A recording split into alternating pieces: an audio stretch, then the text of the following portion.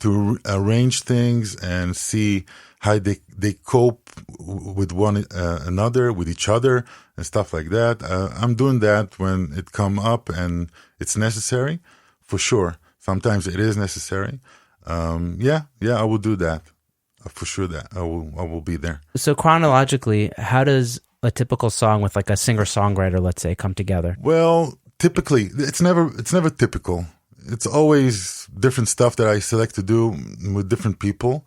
But if I would say something like in the mainstream of things, I will come up to live that I record. Let's say if I go for the traditional way, I record the drums and bass together after the guide tracks, focusing on the rhythm firsthand after I got some kind of a guitar playing. So, guide for me. A lot can be learned from the guide track. What do you mean?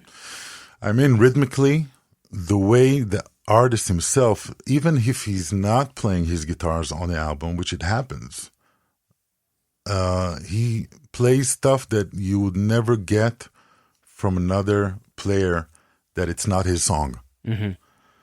When I'm doing that, when I'm recording like drums and bass over a guide guitar, I really take that guide guitar under consideration. And I really work with the instinct of the singer-songwriter towards his song. When it comes, when it's reasonable, when it's good for the song.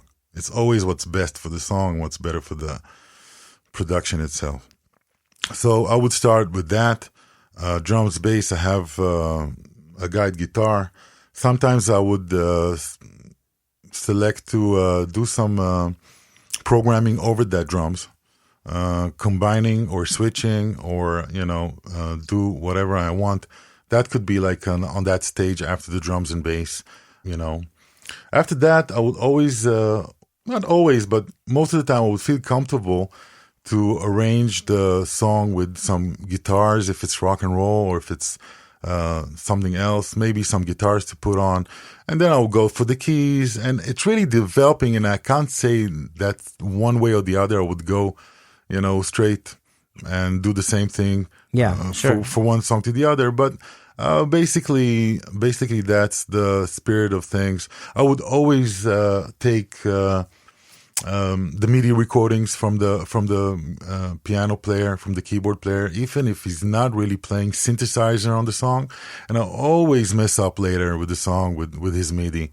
I'll always take sounds up, and I'll always try to find something interesting, to connect with his playing.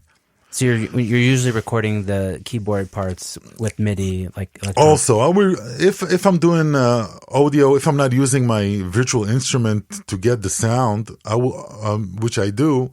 I will record the MIDI because I'm not really know in that moment that sound will be my sound. If I want to twist it and turn it and make it more interesting and different sound altogether. You'll experiment with different VSTs later. Exactly. So I can experiment later. I always carry that MIDI with me along with the audio, along with that sound of the virtual instrument, whatever it's going to be. Even if it's simple. I would ask to hear in that moment the piano, it could be totally different sound later. Yeah. Totally different sound later. So what influences your decisions when it comes to structure and arrangement? You were talking about how you maybe will change that up based on what the artist brings you. Well, it really depends on the song itself. The song itself dictate what is the structure, what is the style, how to approach it. And it drops down on you. Like, you hear it. You hear the rhythm. Yeah. The rhythm is one of the most important things to understand, the direction of the song. Basically, that's one of the key elements of getting the right structure or the right, direction for the song. And also the melodies, also the energy, for sure. Everything will, in one way or the other, will affect my decisions. And again, and I said, as soon as I hear the song, I don't need really to dip into the production work. I got some experience. And I really hear a lot of stuff going really from the beginning. I really hear it. It's like when you wake up at night after a dream and you hear a song you worked in all day. So sometimes I hear arrangements like that. Yeah, it's like the Malcolm Gladwell concept. I don't know if you know about this. There's that's what it is. The 10,000 hour rule. If you've done something long enough, then you can make an instinct decision like very quickly, and you just know, okay, this is how we're gonna do it. Well, it drops it down on you. It really like capture you when you hear the song, and from your influences, what you have been listening to throughout the years, sure, and what do you like or dislike, or you want to do your taste, basically, yeah. So that really dictates a lot of my directions. For sure, along the way, I can change it. I can fine tune it. I can, whatever is good for that song in that stage in time. Mm-hmm. That will be basically my way to approach it. So, how do you find the musicians to play on these tracks usually? Well, if it's not a band, as we discussed before, and you're going down to a rehearsal room, basically I work with a lot of great musicians, which, you can call them session players, but they're also soul players, which is, very big part of what I'm trying to get when I'm getting a track from a player. So, I know a lot of players throughout the years, which I had a lot of experience with different players, and slowly but surely I've selected my handpicked A-team for that style, and a different maybe A-team for a different style. So that's basically what I'm doing. And also, again, I don't want to be sounding too repetitive, but the song itself dictates really also the players. I'll know one drummer is a great R&B player and a great funk player, but it's not as great as other guy who can play rock and roll. Yeah. So, I would select different people for different tasks. Each one what he's connecting to better and what he can bring out better for the song and the production. Do your artists usually let you choose the session musicians, or do they have a hand in it as well? My artists basically rely on me. Uh-huh. Basically, I will select. Basically, I will introduce them. I will say, this is the guy, that guy, he did this, he did that, let's hear it. If they don't know them, but they're well-known people. So I think majority of the artists knows the players that I work with. Mm-hmm. So it's easier. Amazing. So do you have any templates? Templates for mixing, for anything, yeah. For what? No, I hate templates. You hate templates? I hate templates. So you have no templates whatsoever? Templates, I got basic templates for starting a session like this or like that. I will always, and also I will never copy sounds from one song to the other. It's very easy when you got like a project of 12 songs. There's a drummer playing that 12 songs, and you want to copy the drum settings for a different mix, from one mix to each other. Yeah. It'll be easy. The sound is there. It's the same kit. It's the same drummer, the same days, the same recording. I'm sure it's going to sound okay. Yeah. But I'm not doing that. I will start all over again. Mm-hmm. Because it's a different vibe, it's a different tonality, it's a different key. I'm not crazy about templates. I like to, even for routing. Routing? No, in terms of what? Studio routing? No, like mixing. Let's say, a lot of people have, when they're mixing, they'll send things through buses. Oh, yeah. I got those, but this is nothing, nothing effort. Not worth talking about. Well, it's not an effortful thing to do. I really like to have a clear sheets for each and every mix I do.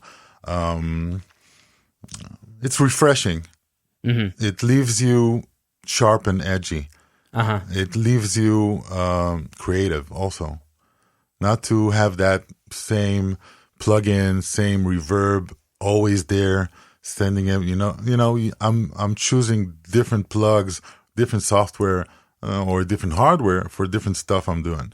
Mm-hmm. So I'm not making my job easy, I know. But this is what it is. Well, this is what I like to do. It's time consuming, but it's more rewarding. It sounds like. Yeah, well, certain stuff I have some templates going. Routing, recording tracks that will open up as soon as I'll bring up the templates. But basically, for mixing, I would like to clear everything and start a new fresh sessions with the tracks I recorded. Can you talk to me a little bit about the way you do sessions? When you're doing a mix session, for example, is that a completely different session in Pro Tools? Like, how does it come about? Well, basically, again, I would save the session that I got on, on the file and recordings to, another copy of the session. I will clear everything up. If I like something, if I'm not married to anything, I got the ideas in my head, and if I like something, I could leave it. But for sure, I will change it. I will make it a little bit more detailed, and I will dip in more to different stuff. So that will be a new copy. Yeah, and like a save as, basically. Yeah, save as, and I can always go back to the recording session if I need to add something, and if I need to pull out something or pull in something, I can always do that. But yeah, about the recording itself, I like to strive for performances. Before I mix, I really sit on my players. Like, I know I'm a little bit of, I'm really perfectionist in getting the right take. Yeah. I'm not about comping. Oh, interesting. I'm okay with comping. I don't believe in that so much for myself. Yeah. Because I want to hear something developed. I want to hear something that it's whole, as takes going. I'm not crazy about throwing like 50 takes of vocals and then start to comp something that will sound like a vocal take. Yeah. I need to hear some development. I need to hear the feeling. And when you overdo stuff, when you overdo takes, that thing goes away a little bit. The magic, the feeling of the thing.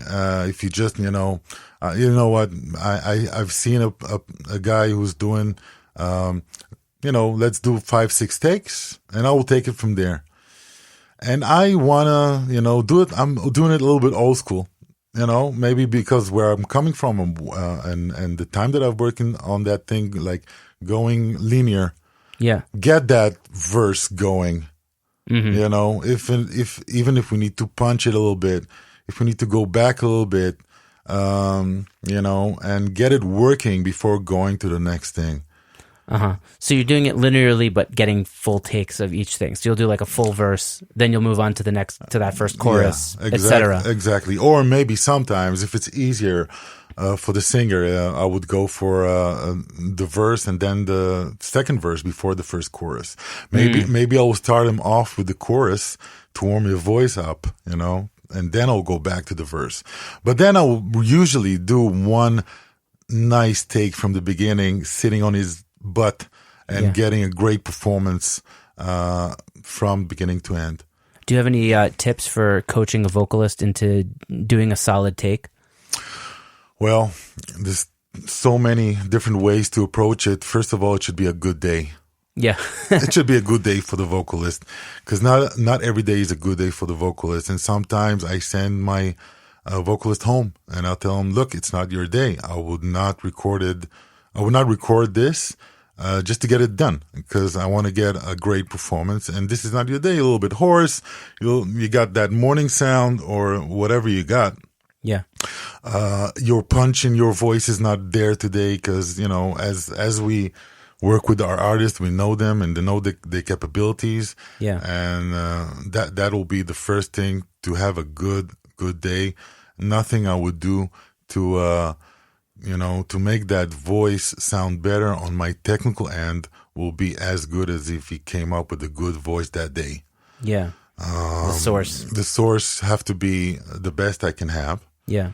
And then if you're talking about, starting to recording in that day, and if the voice is good, it's basically to warm up a lot, to get your voice warmed up real good, and to know the difference between warming up your voice and wearing it down. Yeah. There's a line in between. Yeah. You have to know, to understand, and to identify, and to work in that margin, in that gap you got, to get that right vocal take. So how long does that usually last? That process of recording, sweet spot of recording with the warmed up voice. It's really different from one artist to another. Yeah. One guy could have a good voice for an hour, and the other guy could have a great voice for 6 hours. I can tell you a weird story. We talked about that Moshav album that I did, about the